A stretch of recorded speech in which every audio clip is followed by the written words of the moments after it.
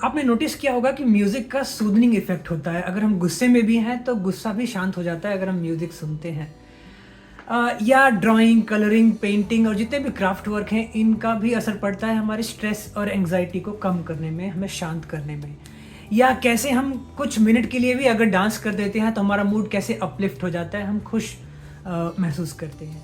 Hello friends, welcome to this channel brain, body and lifestyle.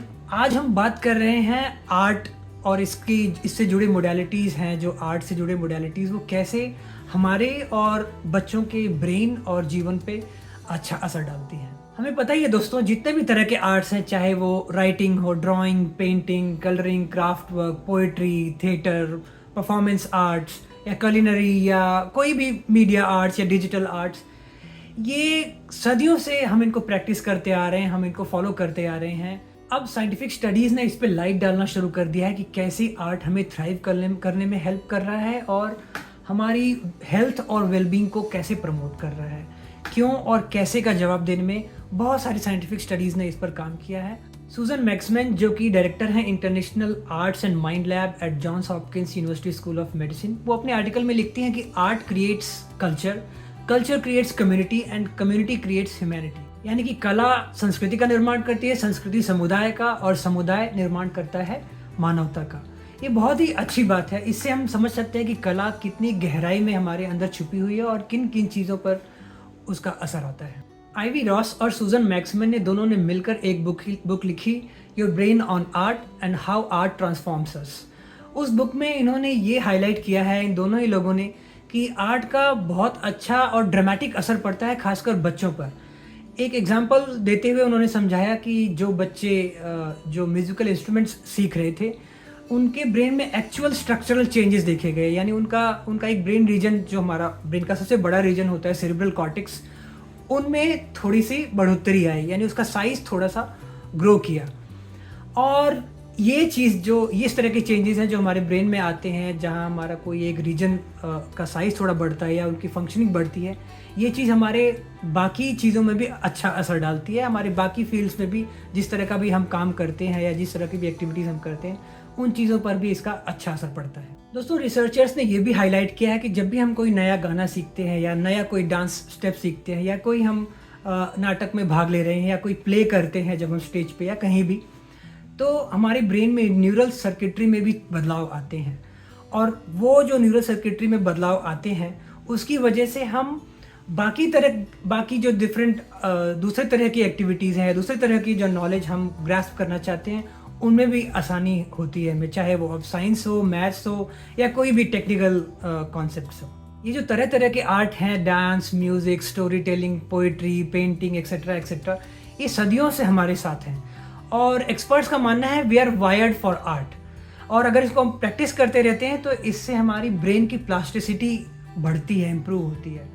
Brain plasticity से मतलब है हमारे ब्रेन की क्षमता की तरह तरह की स्टिमुलस या तरह तरह के एक्सपीरियंसेस होने से वो अपने आप को उन एक्सपीरियंसेस के हिसाब से ढाल पाता है, चाहे वो स्ट्रक्चरल चेंजेस हों या फंक्शनल चेंजेस हों, वो डिफरेंट सर्कमस्टेंसेस, डिफरेंट एक्सपीरियंसेस में अपने आप को अडेप्ट कर पाता है। इस क्षमता को, इस कैपेबिलिटी को ब्रेन प्लास्टिसिटी कहते हैं। और ये इम्प्रूव होती है जब हम तरह तरह के आर्ट को प्रैक्टिस करते रहते हैं अपने लाइफ में। अब आप में से कुछ लोगों के दिमाग में ये सवाल ज़रूर आया होगा कि जो प्रोफेशनल म्यूजिशियंस होते हैं, उनके ब्रेन तो फिर बहुत अच्छे काम करने चाहिए। और इसका जवाब बहुत बड़ी हाँ है। इनफैक्ट 2010 की एक ऐसी स्टडी थी जिसमें MRI का, यानी फंक्शनल मैग्नेटिक रेजोनेंस इमेजिंग का यूज़ करके ये देखा गया, दो ग्रुप बनाए गए, एक जो प्रोफेशनल म्यूजिशियंस थे और एक जो नॉर्मल लोग थे। और दोनों का जब स्कैन किया गया, ब्रेन स्कैन, तो ये पाया गया कि जो प्रोफेशनल म्यूजिशियंस थे उनकी ब्रेन में प्लास्टिसिटी काफ़ी ज़्यादा थी दूसरे लोगों की तुलना में।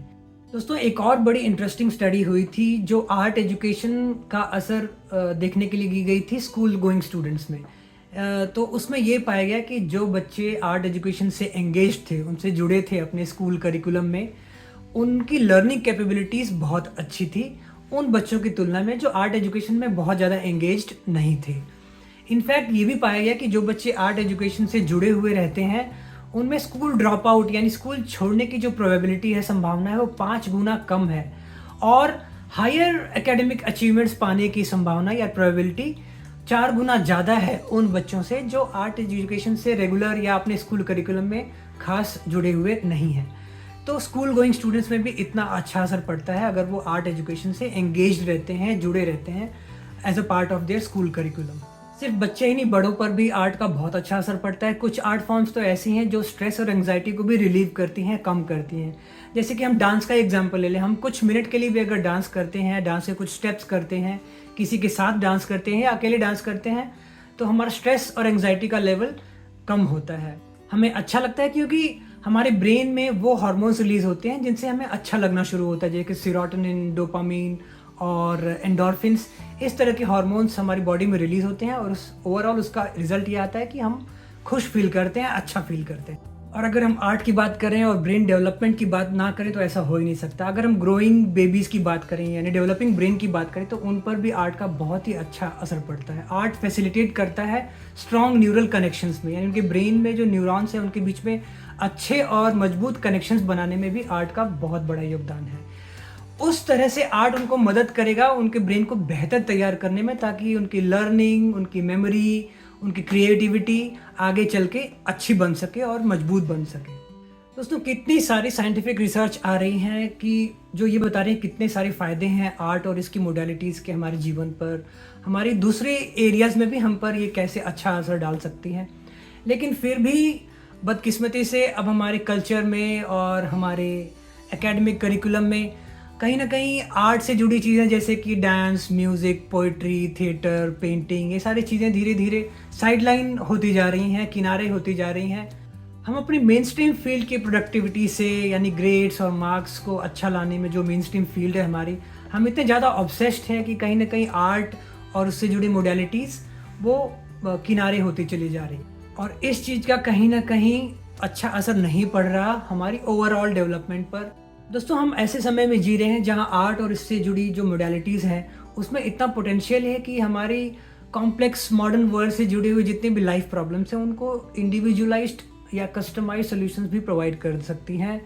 बस हमें कोशिश ये करनी है कि हम आर्ट और उससे जुड़ी मोडालिटीज़ को खोएं ना और उसको अपने जीवन में बरकरार रखें और अपनी अगली पीढ़ी को भी सिखाएं।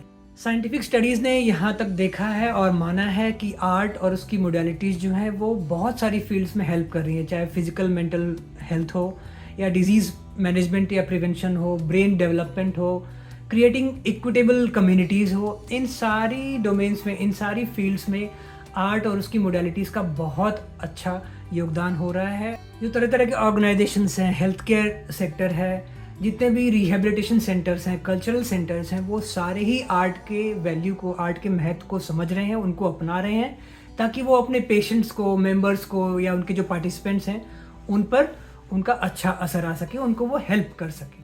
तो हमें भी आर्ट और इससे जुड़ी जितने भी डोमेन्स हैं, जितने भी मोडालिटीज़ हैं, उनको नज़रअंदाज नहीं करना है, हमें उसको अपने जीवन में अपनाना है, ताकि हम अपना और अपने बच्चों के ब्रेन को और उनकी लाइफ को और बेहतर बना सकें। इस विषय से जुड़े अगर आपके कोई भी क्वेश्चंस हो, डाउट्स हो, तो आप कमेंट सेक्शन में ज़रूर उसको डालें। और इसी के साथ मिलते हैं आपसे अगले एपिसोड में। Thank you so much.